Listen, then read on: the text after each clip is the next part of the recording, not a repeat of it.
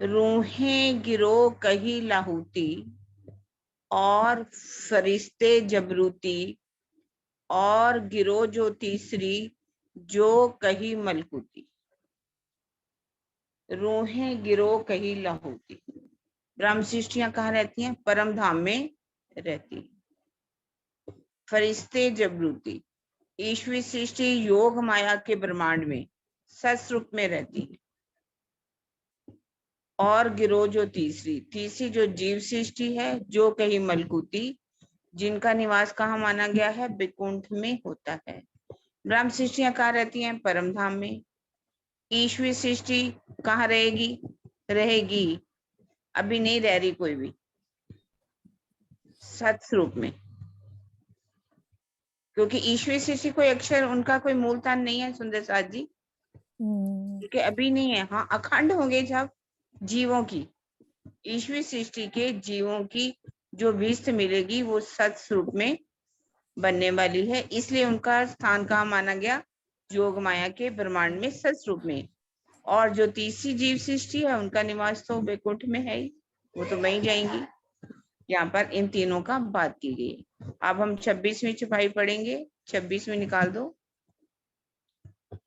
अव्वल खासल खास रूहन की गिरो फिरस्तों की खास कही और कुन की तीसरी ये जो आम खलक भई। अव्वल खास रूहन की, अति विशिष्ट, खासल खास। कुरान में 3 प्रकार से कहा गया, आम, खास और खासल खास।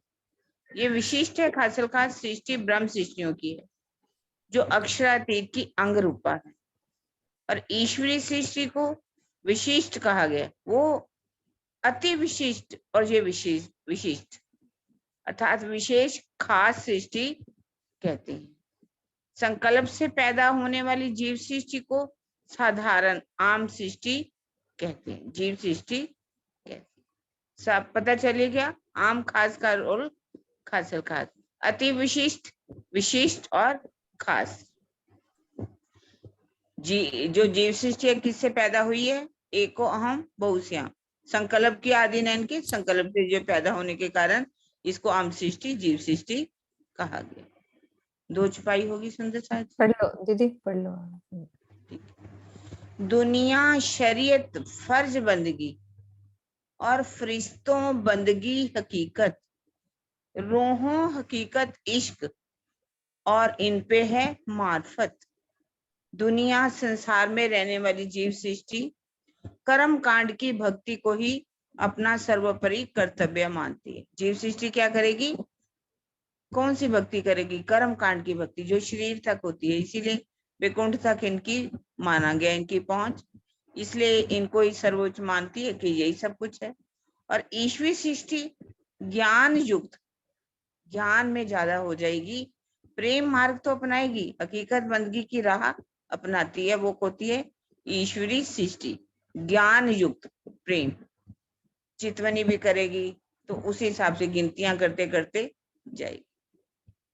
और ब्रह्म सृष्टियां ज्ञान विज्ञान युक्त अनन्य प्रेम लक्षणा भक्ति हकीकत मार्फत के इश्क की राह अपनाती हैं।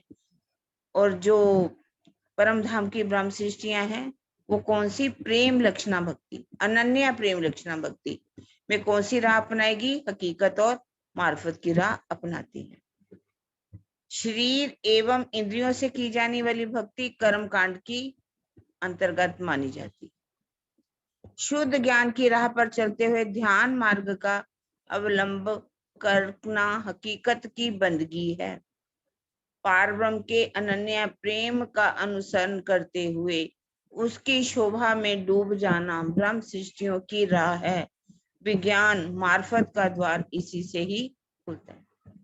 शरीर एवं इंद्रियों से भक्ति जो की जाने वाली भक्ति है वो कौन सी है? कर्मकांड की भक्ति कहते हैं। और ये सब कुछ अपना मानती है, इसी भक्ति को ही सर्वोच्च भक्ति मानती है। ईश्वरी सृष्टि जो है ज्ञान को साथ ले, प्रेम युक्त भक्ति तो करेगी, हकीकत की बंदगी करेगी, लेकिन कौन सी? ज्ञान के साथ वो चलेगी, उस राह को अपनाती है। लेकिन ब्रह्म सृष्टियां हकीकत का कौन सा ज्ञान लेगी? मार्फत का ज्ञान लेकर के, हकीकत के इश्क में डूब करके ज्ञान और विज्ञान युक्त अनन्य प्रेम लक्षणा भक्ति का राह अपनाएगी, क्योंकि ये किसको हकीकत के इश्क पर चलती हैं और वास्तव में लास्ट में जाकर के उस मार्फत की बंदगी में, मार्फत में डूब जाती है। इनको मार्फत का ज्ञान कहा गया, क्योंकि इनके पास ज्ञान भी है और विज्ञान भी है, हकीकत भी है और मार्फत, और अनन्य प्रेम लक्षणा भक्ति के रास्ते पर चलती हुई हकीकत का इश्क लेती है, हकीकत के इश्क में पहले डूबती है और उसके बाद मार्फत के अंदर वो डूब जाती दीदी एक बात, फरिश्ते बंदगी हकीकत, वहां पे भी लिख दिया कि वो भी चितवन करेंगी, है। यानी कि प्रेम तो होगा उनके प्रेम, अंदर, प्रेम तो लेकिन होगा ज्ञान ही। युक्त प्रेम होगा, ज्ञान के साथ। ओके, आज है जैसे ना। कि अब हम हम्म। कर रहे हैं, ध्यान लगा रहे हैं, चांदनी चौक पे पहुंचे, 166 का लंबा है, इसमें इसको क्लियर करो आप अच्छे से। 33 का चबूतरा है ना, इसमें सीढ़ियां चढ़ी हैं, इसमें ये है, इसमें 34 की बीच में रास्ता है, 33 की इधर गली है, 33 की इधर गली है, और ये ऐसे चल रहे हैं इसमें, इतने 6 बच्चे चल रहे हैं, इस गिनती में वो करेंगे चितवा जरूर। इतना मैंने छोड़ा, इतना छोड़ा, अब मैं 100 सीढ़ियां चढ़ गई, अब 20 चांदे आ रहे हैं, इतनी सीढ़ी के बाद चांदा आ रहा है, इतनी सीढ़ी के बाद चांदा आ रहा है। इसमें तो बुद्धि का काम चल रहा है, प्रेम तो है लेकिन ज्ञान युक्त प्रेम है। गिनतियों में पढ़ने से ये जो सिखाया जा रहा है, हमें सीखना चाहिए, इसमें अच्छा लगता है, लेकिन बाद में जब हम चितवन करें तो बुद्धि को एक तरफ रख दें। बुद्धि, जब तक हमारी बुद्धि चलेगी तब तक ये रास्ता सीधा बता दिया उन्होंने, ईश्वरी सृष्टि का रास्ता। जो परम धाम की आत्माएं हैं उसकी शोभा में खोती चली जाएंगी, प्रेम में डूब जाएंगी, भले ही शुरू से वो मूल मिलावा तक पहुंचेंगी, लेकिन मूल मिलावा में पहुंच करके तो वो बिल्कुल राज्य की एक एक अंग में डूबती डूबती डूबती डूबती हकीकत से मार्फत में वो डूब जाए। मतलब बात ये क्लियर हो गई है कि मार्फत किसको कहते हैं और हकीकत बंदगी वो क्या है ना। तो एक चर्चा है पूरी स्वामी जी की, हम सब सुंदर साथ उसको ध्यान से सुने। ऐसा नहीं है कि गिनतियां नहीं करनी है, उसमें उन्होंने बताया है कि सरलता का मार्ग राज्य से मिलने का, ये कैसे सीखना भी मिलना है। चाहिए, सीखने हाँ। में कोई बात नहीं, लेकिन हम्म। जब हम चितवनी करें, उस प्रेम में डूबे, तो वो गिनतियां हम उसको छोड़ दें, बुद्धि को छोड़ दें, कभी भी गिनतियों में नहीं डूबना, बस आपका उसको रास्ता लेके है। नहीं चलना, मतलब कि वो वहां पे तो आपको बस प्रेम इश्क से लेकर बैठना है। ये तो हमारे अंदर विशालता को दर्शाने के लिए, कि हमें विशालता है, कि हमारी वहां की कितनी शोभा है, कितनी विशाल है। ऐसा नहीं कि एक छोटी सी सीढ़ियां समझ लो, ये सब बताने के लिए हमें कोसों में सब ये बिनतियां इतनी इतनी बताई जाती, ताकि अंदर हमारे प्रेम आए, हम उस प्रेम में डूब जाएं, लेकिन चितवनी में नहीं, चितवनी में तो सबको हटाना। हम्म। श्रीनिवास जी क्या कह रहे हैं, पढ़ने के हाँ लिए? जी, हाँ जी, सब पढ़ने के लिए रेजेंट किया होगा उन्होंने। ठीक, हाँ जी श्रीनिवास जी खोलो आप। पढ़ने के लिए किया है भाई। हाँ जी, हाँ जी, पढ़ो आप, पढ़ो आप। रूहें आशिक सुई लाहू की, क्या की अरसदी तनी, कया हकें दोस्त रूहें कदीमी, जो उतरे अरसे मोमी, जो उतरे अरसे। परम धाम में रहने वाली ब्रह्म सृष्टियां धनी के प्रेम में हमेशा ही निगमगन रहने वाली होती हैं। इनके मूल तन परम धाम में मूल मिलावे में विराजमान है। निज धाम से इस नश्वर जगत में अवतरित होने वाले इन ब्रह्म मुनियों को धाम धनी ने अपना अनादि मित्र कहा है। अर्थात लिखा ना, हकें कहा ओलिए भाई ऐसे बुजुर्ग जिनके देखे से हो स्वभाव जैसे याद किए हुए। अगर ब्रह्मंगना ब्रह्म मुनि मोमिन रूह अगर कोई दिखाई भी पड़ जाए तो समझ लो कि राज्य, इतनी बड़ी महिमा उनकी अनादि मित्र करके भावार्थ श्यामा जी और सखियों के रूप में श्री राज जी का दिल ही लीला कर रहा है। इस प्रकार श्री राज जी, श्यामा जी एवं सखियां अनादि काल से अटूट प्रेम का संबंध है, जिसे दर्शाने के लिए कदीम दोस्त अनादि मित्र शब्द का प्रयोग किया गया है। यद्यपि इनमें प्रिया प्रियतम का भाव है, किंतु इस संसार के भावों में इनको दोस्त करके कहा गया। तो इसके अंदर प्राण वल्लभ प्राण प्रीतम श्री राजी महाराज यही बताना चाह रहे हैं कि जो ब्रह्म सृष्टियां हैं, इनके ये हमेशा ही प्रेम में, इश्क में डूबी रहती है, और इनकी जो इनकी बंदगी है वो भी अनन्य प्रेम लक्षणा भक्ति है, यानी इश्क मार्फत वाली। और इनके जो असल तन है, ये बता रहे हैं कि इनके असल तन भी जो है मूल मिलावे में, जबकि ईश्वर आत्माओं के जो तन हैं वो परम धाम में नहीं। निज धाम से इस नश्वर जगत में अवतरित होने वाली इन ब्रह्म सृष्टियों को धाम धनी है, क्योंकि पुराण में वर्णन आया है कि उनको कदीम मित्र करके कहा है। हकें कहा दोस्त, तो भाई ऐसे गुजरे, तो इनको दोस्त करके जो है औलिए करके इनको लिखा गया है। तो क्योंकि इस संसार जगत में कोई किस तरीके से समझाया जाए, तो यहाँ पर यही लिखा। तब उन्होंने पूछा भी था, मोहम्मद साहब ने इनको भाई करके कहा, ये मेरे भाई हैं। तो उन्होंने अली अबू बकर जैद उस्मान जो उनके साथी थे, उन्होंने पूछा था क्या हम आपके भाई नहीं हैं? नहीं, तुम हमारे भाई नहीं, तुम हमारे यार हो। भाई जो है वो वक्त क़यामत को आएंगे। तो वही आगे लिख रहे हैं कि जो श्यामा जी और सखियां हैं, ये श्री राज जी महाराज के दिल की ही लीला रूप है। जो उनका परम धाम का जो 25 पक्ष है, संपूर्ण चीजें, चाहे वो रंगमहल हो, टुकराजी पहाड़ हो, हो, मानिक पहाड़, ये और सखियां भी, खुशहालियां भी, राज मतलब श्यामा जी भी, ये सब उनका उस मार्फत का जो है व्यक्त स्वरूप, हकीकत का मार्फत का व्यक्त स्वरूप, यानी लीला के लिए है। श्री राज जी का दिल ही लीला कर रहा है। इस प्रकार श्री राज जी, श्यामा जी और सखियों में अनादि काल से अटूट प्रेम का संबंध, ये दो नहीं है, एक ही है, और ये अलग अलग भी नहीं हो सकते, इनको ये जुदा भी नहीं हो सकते। इसलिए ही इनको जो है कदीम दोस्त करके कहा, क्योंकि ये जो हमेशा से साथ हैं और हमेशा से साथ रहेंगे, इसलिए इनको कदीम दोस्त करके कहा गया है। यद्यपि इनमें प्रिया और प्रीतम का भाव है एक्चुअल में, परंतु इस संसार के अंदर इनको जो है कदीम दोस्त करके कहा है। ये जो है कदीम हमेशा से जो है साथ रहने वाले हैं, तो इसीलिए उनको मित्र करके लिखा गया है।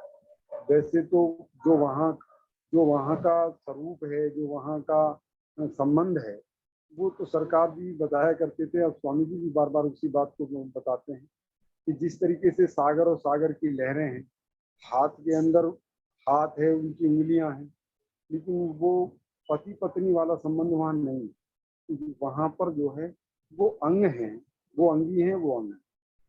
तो इसलिए वो वहाँ एक आत्मा है, एक दिल है, एक स्वरूप है, वो सब कुछ एक।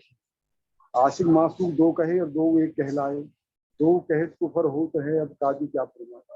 अगर हम उनको दो कह दें तो भी कुफर हो जाए, क्योंकि लीला में तो हैं दो, हकीकत में तो दो हैं, लेकिन उनको दो कहा नहीं जा सकता।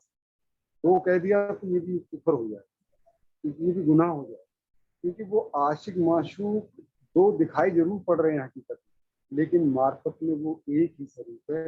राजजीन के दिल का स्वरूप ही है, केवल लीला मात्र की वो अलग अलग प्रतीत हो रहे हैं। और इस संसार में क्योंकि उस संबंधों को यहाँ जाहिर करने के लिए केवल कदीम दोस्त करके ही लिखा गया। प्रणाम जी। सुंदर साथ जी, प्रेम प्रणाम जी। अर्श कहा दिल मोमिन, जो मोमिन दिल आसिफ, सो मोमिन कछुए न राखे, बिना अर्श बका हक, बिना अर्श बका हक।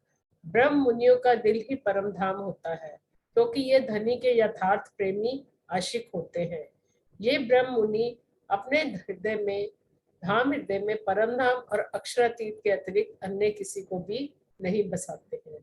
तो यहाँ पर मोमिनों की विशेषताएं बताई गई है कि मोमिन कौन है।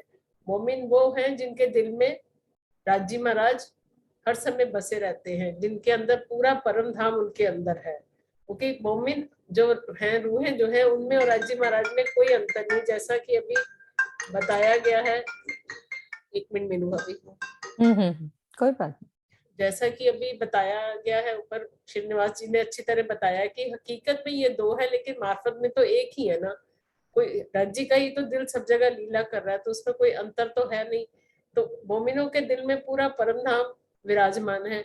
और यथार्थ में क्या है कि आशिक भी यही है, राज्य के, राज्य को यही प्रेम करते हैं, अब उन्हें रिझाते हैं, उन्हें पल पल अपने रिझाने का ही बस उनका एक ही मकसद होता है कि पिया जी हमसे रिझे रहे, खुश रहे हमसे।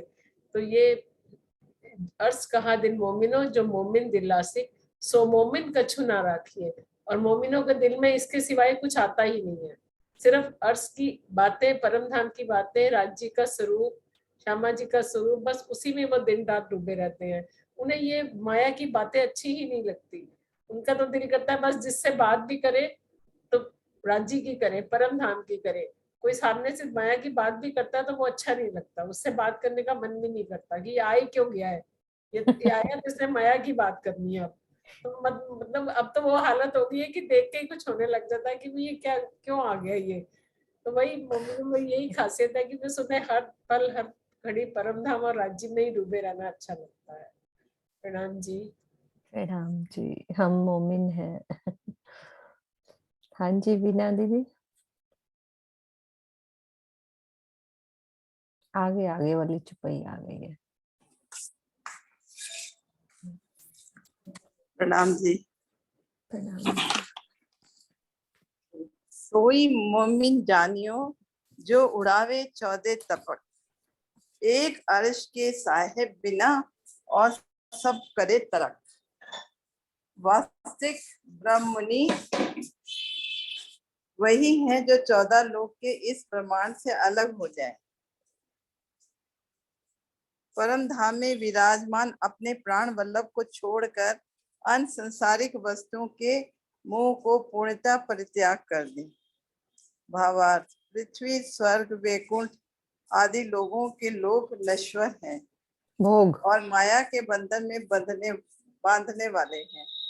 ऐसा जानकर जो स्वप्न में भी उनकी कामना ना करे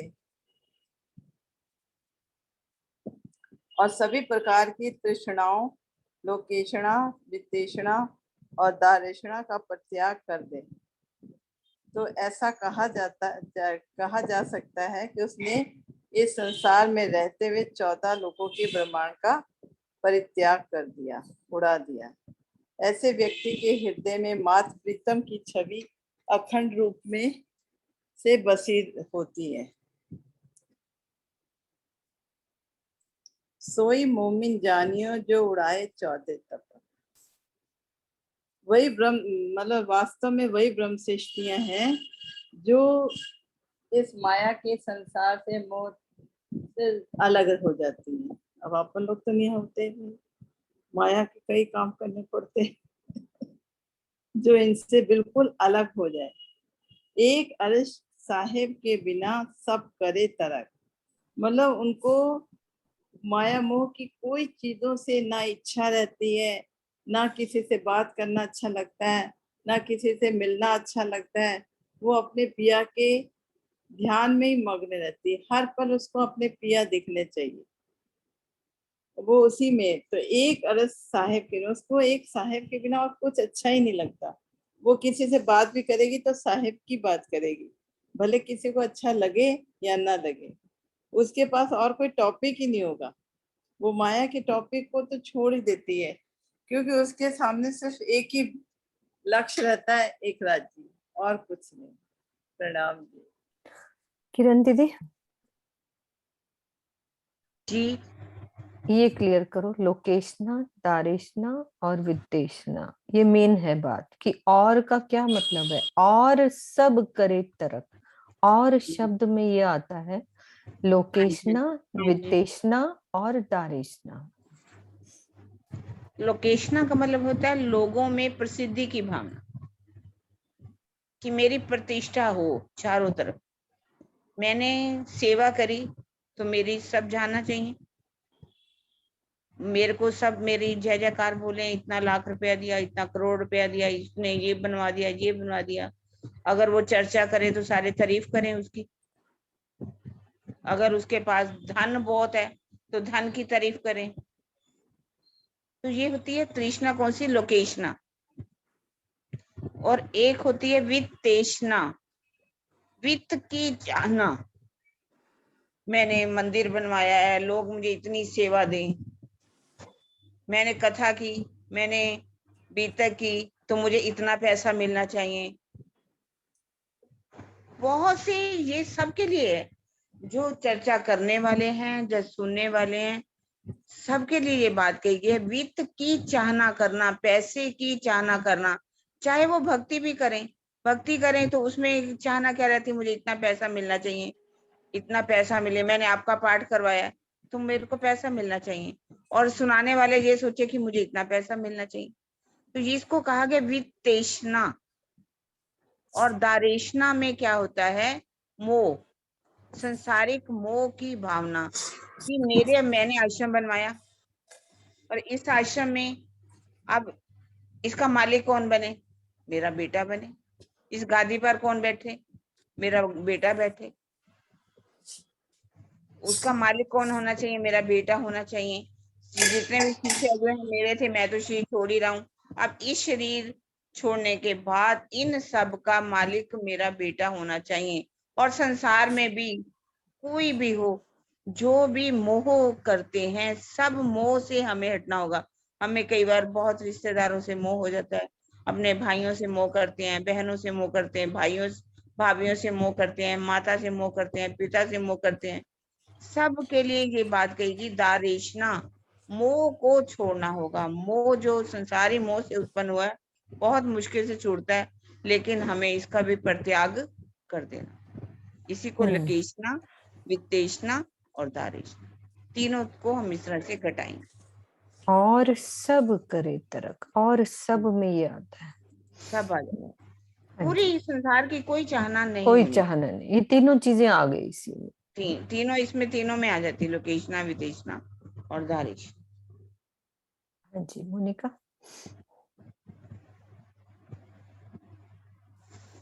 नाम जी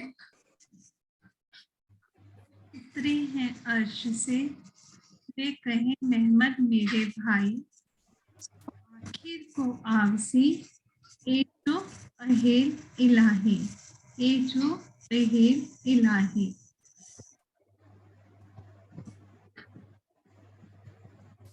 सरकार श्री का भी टीका जिनके पास है, एक मिनट मोनिका, सरकार श्री भाईचंद सरकार श्री की टीका भी है ना, तो पहले सुंदर साथ वो भी पढ़ सकते हैं, फिर बाद में ये पढ़ लेंगे। ये मोमिन परम धाम से उतरे हैं, जिनको रसूल साहब कुरान में अपने भाई बताते हैं।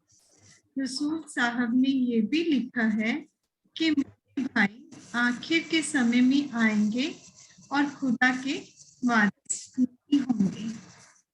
मोहम्मद साहब जी कहते हैं, परम धाम से अवतरित होने वाले वे ब्रह्ममुनि मेरे भाई हैं।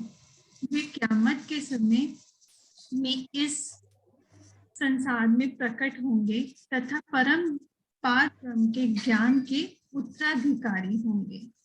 भावार्थ, ब्रह्म मुनियों को मोहम्मद साहब के द्वारा अपना भाई कहे जाने का कारण ये है कि मोहम्मद साहब के अंदर अक्षर ब्रह्म की आत्मा विराजमान थी। परम धाम की वहदत में अक्षर ब्रह्म, महालक्ष्मी, श्यामा जी व सखियां श्री राज जी के ही अंग हैं। मोहम्मद साहब ने अपने चारों नजदीकी व्यक्तियों अबू बकर, उमर, उस्मान तथा अली को अपना दोस्त कहा है, भाई नहीं। यहाँ ये ध्यान देने योग्य तथ्य है कि इसी प्रकरण की 28वीं में वर्णित धनी के कदीमी दोस्त तथा मोहम्मद साहब के दोस्तों में आकाश पाताल का अंतर है। धनी के कदीमी दोस्त तथा मोहम्मद साहब के दोस्तों में आकाश पाताल का अंतर है।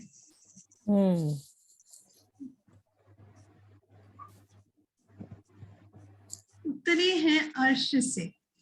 मोहम्मद साहब कहते हैं कि जो परम धाम से अवतरित ब्रह्म मुनि है, वे कहीं मेहमत मेरे भाई, वो मेरे भाई हैं।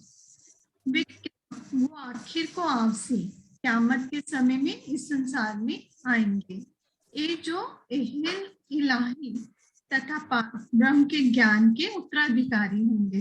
वो अपने पाद ब्रह्म के ज्ञान को, तात्म की वाणी को सबके तक पहुंचाएंगे, अपना संदेश सबको देंगे।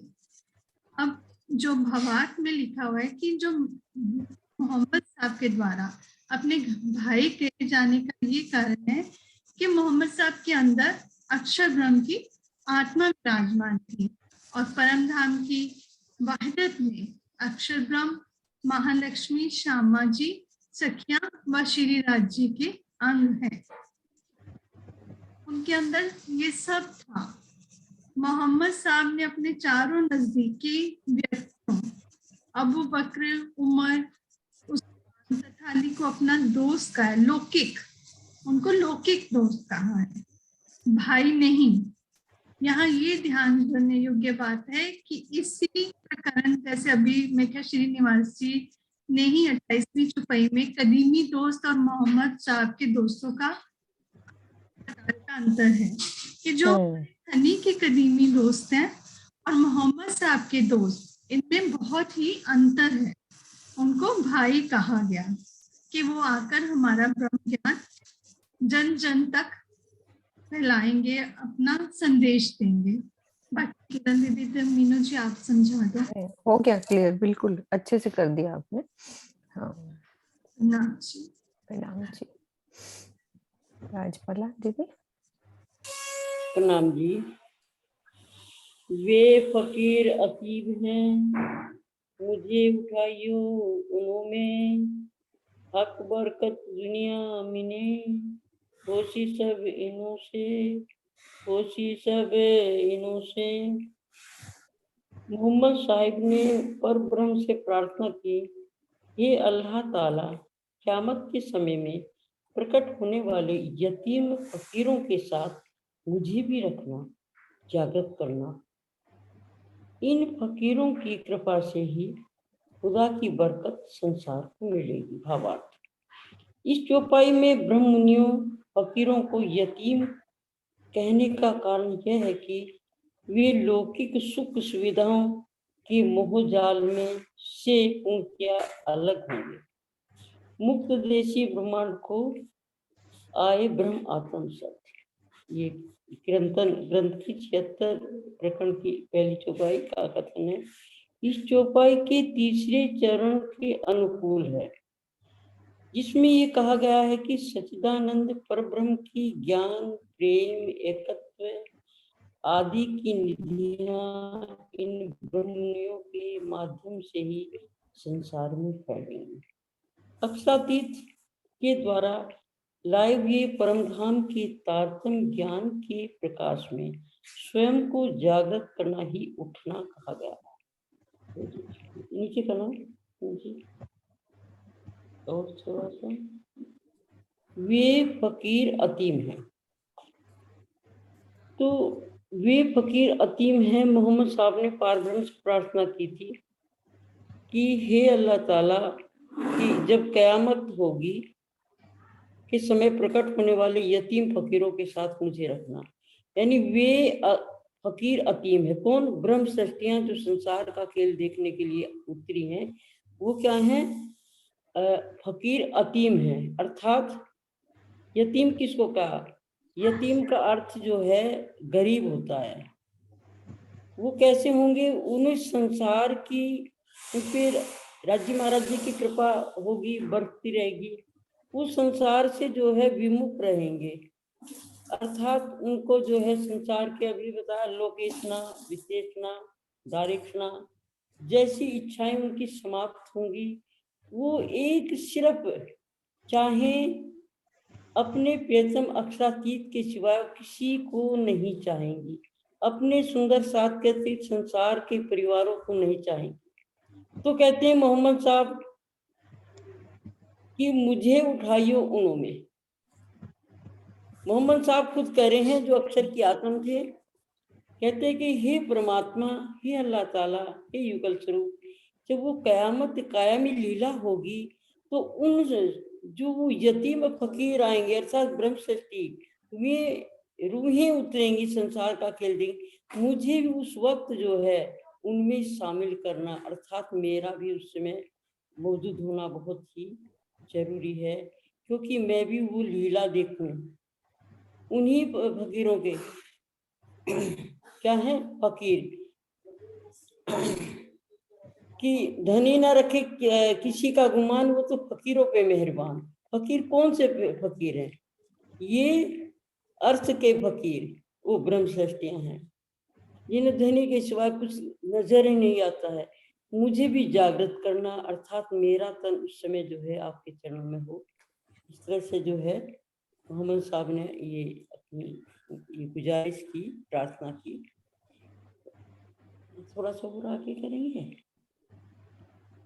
थोड़ा सा, ठीक है, अर्थ जी करूं? जी जी हाँ, थोड़ा सा। हाँ जी, हाँ जी, हाँ जी।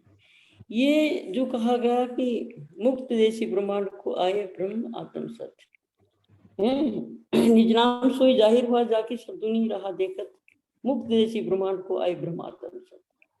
कि निज नाम जो है वो ब्रह्म सृष्टि की एक बात सरकार श्री ने ये चर्चा की थी कि निज नाम संसार के लिए आया कि ब्रह्म सृष्टि के लिए। तो उन्होंने स्पष्ट करते बताया था, निज नाम सोई जाहिर हुआ। कौन, किसके लिए जाहिर हुआ? जिसके लिए संसार आज दिन तक बाट देख रहा था। वो इंतजार में थे कि वो निज नाम, वो तारतम ज्ञान, वो ब्रह्मवाणी आए। उस ब्रह्मवाणी की आवाज सुन करके हमारी भी आत्मा जो है जागृत हो।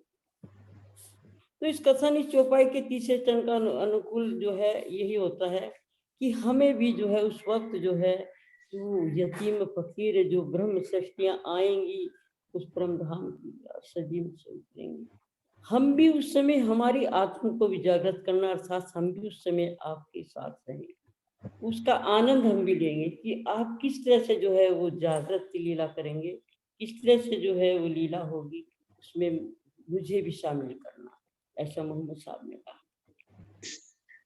प्रणाम जी।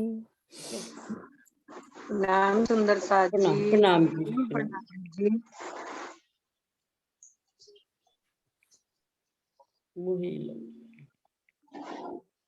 मोहे इलम दिया हमने, सो इनो को देसी इमाम, आखिर बढ़ाई इनो की, कहे मुसाफ से तमाम, कहे मुसाफ हदीसे तमाम। मोहम्मद साहब कहते हैं कि मुझे अल्लाह ताला ने सा ज्ञान दिया और उन ब्रह्म मुनियों को पार ब्रह्म की आवेश शक्ति इमाम मोहम्मद मेहंदी साहिब माँ श्री प्राणनाथ जी के स्वरूप में परम धाम का ज्ञान देंगी और कुरान और सभी हदीसों में क़यामत के समय में प्रकट होने वाले इन्हीं ब्रह्म मुनियों यानी कि मोमिनों की महिमा गाई गई है। बात कुरान ए पाक के बारे 30वां अमम सूरत 97 कद्र आयत संख्या 1 इन्ना इंजुल्लाहु से लेकर आयत संख्या 4-5 में वर्णित मलाइक तू व रूह से तात्पर्य इन्हीं मोमिन ब्रह्म मुनियों से है, जबकि प्राय विद्वान रूह से तात्पर्य मोहम्मद सल्लल्लाहु व जब्राइल फरिश्ते से लेते हैं, जो कि अनुचित है क्योंकि यहाँ पर माइक नहीं मलाइकतु बहुवचन है, अर्थात फरिश्तों से है। फरिश्ता तथा रूह आत्मा एक वचन है और रूह बहुवचन शब्द है, अतः विचारिए कि ये मोमिनों के लिए ही है। सोना दीदी, आपके पीछे से आवाजें आ रही है, बच्चों की बहुत आवाजें आ रही है। मोहे इल्म दिया हक ने, सो इनो को देसी इमाम। मोहम्मद साहब ने कहा है कि मुझे अल्लाह ताला ने सारा ज्ञान दे दिया और उन ब्रह्म मुनियों को पार ब्रह्म की आवेश शक्ति इमाम मोहम्मद मेहंदी साहिब जुमा शिप्राना जी के रूप में परम धाम का ज्ञान देंगी। दीदी मुझे इस चौपाई के बारे में अच्छे से क्लियर कर दीजिए। हाँ, किरण दीदी करेंगी, वो आगे प्रार्थना जी की बात कह रही हैं। हाँ जी, हाँ जी, सारा प्रार्थना जी के ऊपर है। हाँ जी किरण दीदी। हाँ जी। 65 में कहा है मोहे इल्म दिया हकन। यहाँ मोहम्मद साहब कह रहे हैं कि मुझे किसने ज्ञान दिया? अल्लाह ताला ने, क्योंकि उन्होंने वहीं जाकर के 90,000 हरफ सुने, 30,000 शरीयत के, 30,000 हकीकत के, 30,000 मारफिक के। अब वो कह रहे हैं कि ये ज्ञान मुझे तो हक ने दिया, अल्लाह ताला ने दिया, इन्हों को देसी इमाम। अब ये जो ब्राह्म मुनि आएंगे, मेरे भाई आएंगे, इनको ज्ञान कौन देगा?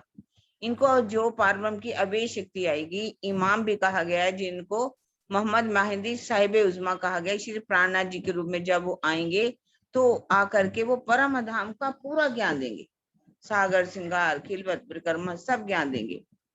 कुरान और हदीसों में क्यामत के समय में प्रकट होने वाले जो ब्राह्म मुनियों ने आना है ना, सारी उनकी महिमा जो है कुरान में भी लिखी हुई है और हदीसों में भी।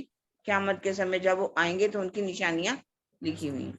आगे इसी को ही कौन कौन से पारे में क्या लिखा हुआ है वो बात लिखी है। कुरान ने पाक के पारा 30वां आगे लिखा हुआ अम, थोड़ा नीचे करना हल्का सा अम, हाँ नहीं वही 30वां जो अम शब्द के बाद क्या लिखा? हम हाँ सूरत, हाँ अमन सूरत, हाँ। तन्वी कदर की आय संख्या में इन्ना इंजुल्ला से लेकर के आय संख्या 4-5 में मलाइकतु व रूह से जो शब्द आ रहा है उनमें मलाइकतु शब्द आ रहा है और रूह ने रूह, मलाइक नहीं मलाइकतु, ये जो शब्द आ रहे हैं इनका प्रयोग इसके लिए किया गया है, ब्राह्म मुनियों के लिए किया गया है। जबकि ये जो विद्वान है रूहों से तात्पर्य मोहम्मद साहब के ऊपर काटते हैं और जिब्राइल फरिश्ते के ऊपर काटते हैं, कहते वो ठीक नहीं है, क्योंकि यहाँ पर मलाइक नहीं मलाइकतु बहुवचन है, अर्थात फरिश्तों से है। फरिश्ता कहो या रूह कहो, ये एक वचन है, आत्मा एक वचन है, रूह बहुवचन शब्द है। ये मोमिन के लिए नहीं है, सिर्फ जिब्राइल फरिश्ते या मोहम्मद साहब के लिए नहीं, बल्कि ये शब्द मोमिनों के लिए लिखा हुआ है। रूहू हो गया ना, मतलब ये बहुवचन है कि मलाइक वहां नहीं जो मलाइकतु।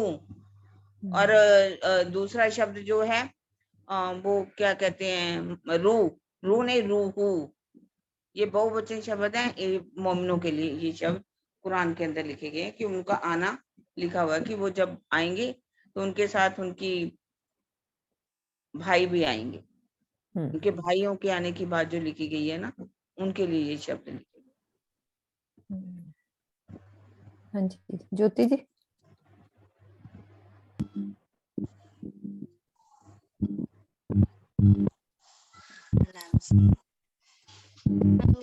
अलिए हक पे मुझे उठायो में यारो मिने निस्बत।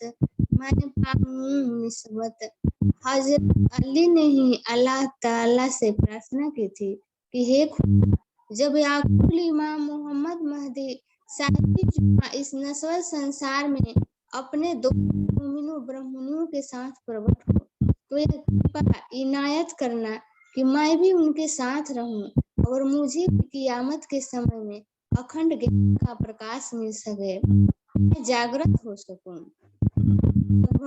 भवार्थ 11 वर्ष के पश्चात पुनः तत्पर है तन धारण करना। यद्यपि परंपरा में पुनर्जन्म का सिद्धांत मानने में आवाज बहुत साफ नहीं है ज्योति दीदी, बड़ी दिक्कत हो रही है सुनने में। हो रही है नहीं ना? आ रही आवाज? हाँ वो फिर मजा नहीं आता। ज्योति दीदी आपका नेट सही करो, है ना, आवाज बहुत खड़खड़ आ रही है। दीदी दूसरी जगह से कर हाँ, दे तब एक दूसरी जगह से आ जाओ, फिर दोबारा इरेज कर लेना। हजरत अली ने अल्लाह ताला से प्रार्थना की थी कि हे खुदा, जब आखिरुल इमाम मोहम्मद मेहदी साहिबुज़्ज़ामा इस नश्वर संसार में अपने दोस्त मोमिनों यानी कि ब्रह्म शिष्टियों के साथ प्रकट हों, तो यह कृपा इनायत करना कि मैं उनके साथ रहूं, मुझे भी क़यामत के समय में अखंड ज्ञान का प्रकाश मिल सके, मैं जागृत हो सकूं। तो ये बात आगे भी ऊपर आई है कि उन्होंने कहा था कि मैं उन फकीरों, जब वो फकीर आएंगे तब वहां हूं और मैं भी अपनी आत्मा को जागृत कर सकूं। भावार्थ में लिखा है, लगभग 1100 वर्ष के पश्चात पुनः प्रकट होने का तात्पर्य मानव तन धारण करना। यद्यपि कतेब परंपरा में पुनर्जन्म का सिद्धांत माने नहीं, किताब यानी कुरान वगैरह में ये सिद्धांत नहीं है कि दोबारा से मानव तन मिल सके, क्योंकि मोहम्मद साहब कह रहे हैं कि मैं दोबारा आना चाहूंगा जब वो मोमिन आएंगे। किंतु यदि हम तारतम ज्ञान के प्रकाश में कतीब ग्रंथों का अवलोकन करें तो यह स्पष्ट हो जाता है कि पुनर्जन्म एक ध्रुव सत्य है, कि ये सत्य बात है। कुरान में इन चौपाइयों में स्पष्ट रूप से कहा गया है कि क्या इन लोगों ने देखा नहीं कि अल्लाह पहली बार कैसे पैदा करता है और पुनः उसकी पुनरावृत्ति करता है। समस्त पैगंबरों एवं अली वली अल्लाह इमाम हजरत की इच्छा तभी पूर्ण हो सकती है जब वे पुनः मानव तन धारण करें और इल्मे लदुनी यानी तारतम ज्ञान के प्रकाश में आत्मिक आनंद प्राप्त करें। इसे ही कब्र से उठना कहा गया है। इस संबंध में विशेष विवरण किरंतन 61 प्रकरण और चौपाई 13 में व्याख्या में दिया गया है, कृपया उसे वहां देखें। तो उनका कहने का मतलब है कि ऐसा नहीं है कि दोबारा जन्म नहीं हो सकता, ऐसा कुरान में ये स्पष्ट रूप से लिख दिया है कि समस्त पैगंबरों अली वली अल्लाह इमाम हिजरत की इच्छा तभी पूर्ण हो सकती है जब वो पुनः मानव तन धारण करेंगे, तो तारतम ज्ञान के प्रकाश में और आत्मिक आनंद प्राप्त करेंगे। तो ऐसा जब किरंतन में पीछे भी आया था ना कब्रों से उठना, तो वहां ये अच्छे से ये वाली बात क्लियर हो जाती है। ठीक है किरण दीदी, इतना इस चौपाई में क्लियर हो गया? जी जी बिल्कुल। मैं पाऊं निस्बत, इसका मतलब भी यही है कि मेहंदी के यारों में ज्ञान मैं प्राप्त कर पाऊं, सकूं, अखंड मुक्ति प्राप्त कर सकूं, जागृत हो प्राप्त करूं, मैं भी जागृत हो जाऊं, मैं भी अपने मुसलमान पुनर्जन्म नहीं ना मानते, वो तो ये कब्रों में जब आते हैं वो कहते हैं अल्लाह ताला जब आएंगे तो ये कब्रों से उठेंगे। हाँ तो ये कहते हैं, इनका इसका यही इसमें कहा गया ना। लेकिन कब्रों से उठना क्या कहा गया वो वाणी से बताया वो गया। कहती जब अल्लाह ताला आएंगे कि कब्रों में से हम सारे उठ के बैठ कब्रों जाएंगे, में से इसीलिए उठ तो जाएंगे, अपनी जन्म नहीं। बॉडी को वहां पर रख देते हैं। लेकिन कब्रों से क्या उठना है वो वाणी से हमें समझाया गया है कि ठीक क्या है। उठना है। बस हाँ ये क्लियर हो गए। मांगे अली हक पे मुझे उठाइयों आखिरत, मेहंदी के यारों मिनो मैं पाऊं निस्बत, कि मैं अपनी निस्बत को पाऊं, अपने आप को जागृत कर लूं। और सुंदर साथ। हाँ जी जोत, हाँ जी टाइम एक चुप पहले ज्योत्सना दीदी आप करो। कोई बात नहीं, अभी पहले इनको पढ़ने दो। प्रणाम जी। इमाम जाफर साहिदिक उन्होंने मांगे हक पे मुझे उठायो आखिरी तो मेहंदी के यारों में इमाम जाफर साहिदिक ने भी अल्लाह ताला से प्रार्थना की है कि क़यामत के समय जब आखिर अल्लाह इमाम मोहम्मद मेहंदी साहिबुज़्ज़मा अपने दोस्तों के साथ इस फानी दुनिया में प्रकट हो तो हमें भी उनकी संगत में रहने का अवसर मिले। इमाम खास साहबी के दीदी वरण कर दियो। मतलब वो भी हुए ना इमाम जाफर सादिक, उन्होंने भी यही प्रार्थना की थी। इमाम जाफर सादिक, ये कुरान में है, उन्होंने भी अल्लाह ताला से ये मांगा था उस समय कि मेरे को भी उनके दोस्तों के साथ मैं भी प्रकट करना, यानी कि मुझे भी दोबारा मनुष्य तन धारण कराना कि मैं उनकी संगति में रह सकूं, अपनी आत्मा को जागृत कर सकूं। मुझे उठाइयों आखिरत मेहंदी के यारों में, उन्होंने मांगिया हक पे, उन्होंने भी अल्लाह ताला से मांगा। ये नाम है इमाम जाफर सादिक। इमाम जाफर सादिक ने भी अल्लाह ताला से प्रार्थना की कि क्यामत के समय, जब क्यामत होएगी, क्यामत क्या है, जब मोमिन आएंगे, ये वाणी जाहिर हो जाएगी, हमारी हकीकत मार्फत तारतम ज्ञान जब आ जाएगा, तो वो क्यामत उसको कह दिया कि उस समय मुझे भी प्रकट करना, मैं दुनिया में, फानी दुनिया में प्रकट होए, जब ये दोस्त आएंगे, यानी कि हम रूहें जब आएंगी तब मुझे भी उसमें रहने का मौका मिले। और हमें ये कितना गर्व होना चाहिए कि राजी महाराज ने हमारे लिए ये ज्ञान, हम इस दुनिया में मनुष्य तन धारण करके आए हैं, हमें तारतम वाणी का ज्ञान मिल रहा है, जो कि उन्होंने उस वक्त बोला कि हमें यहाँ भेजना जब वो मोमिन आएंगे। हम तो यहाँ आ चुके हैं, हम ही मोमिन राजी महाराज के साथ यहाँ आए हैं, तो वो प्रार्थना कर रहे हैं कि हमें उनकी संगति में रहने का अवसर मिले। हाँ जी ज्योति दीदी पढ़ो अब आप। प्रणाम जी। हाँ यहाँ ठीक है। मूसा, इब्राहिम, इस्माइल, जिकरिया, यहिया, सलेमान, दाऊदे मांगिया मेहदी जबाना, उस बखत उठाइयो सुभान, उस बखत उठाइयो सुभान। हजरत इब्राहिम, इस्माइल, जिकरिया, याहिया, सुलेमान तथा दाऊद, मूसा आदि पैगंबरों ने भी परब्रह्म से प्रार्थना की है कि इमाम मोहम्मद मेहदी के समय में हमें भी तन मिले, ताकि उनके अलौकिक ज्ञान से हम जागृत हो सके। भावार्थ, उठने का भाव यह कदापि नहीं लेना चाहिए कि तारतम वाणी की आवाज सुनकर कब्रों में पड़े हुए मुर्दे उठकर खड़े हो जाएंगे। वस्तुतः इस पंच भौतिक शरीर को कब्र कहा गया है। उसमें अज्ञानता के अंधकार में भटकने वाले जीव ही मुर्दा है, जो ब्रह्मवाणी के प्रकाश में अक्षरातीत और अपने निज स्वरूप की पहचान कर जागृत हो जाएगा। इसे ही कब्रों से उठना कहा गया है। इसके लिए पूर्व पैगंबरों को पुनः मानव तन धारण करना अनिवार्य है। राजी से कितने कितने इमाम मेहदी जबान मांगे हैं, कितने कितने लोग हजरत मोहम्मद जो सभी पैगंबर आए हैं, दिखा गया है कुरान में, सब लोग मोहम्मद इमाम मेहदी जबान मांगे हैं। लेकिन हम लोग, हाँ वो बोले हैं कि जब ये सब जब पैगंबरों ने जब बोले हैं पर ब्रह्म से कि धनी पर अल्लाह ताला जब आएंगे तो हमें भी वो मानव तन देना, ताकि ये अलौकिक ज्ञान है हम भी लेकर के जागृत हो सके। तो यहाँ भावार्थ में बताया गया है कि जो ये मुर्दे कब्रों से उठना कहा गया है, तो ये हमारे जो मुसलमान भाई करते हैं उसको नहीं बताया। ये कब्र कहा गया है ये मानव तन को, जो अज्ञानता के कारण हमारा जीव जो है अंधकार में पड़ा हुआ है,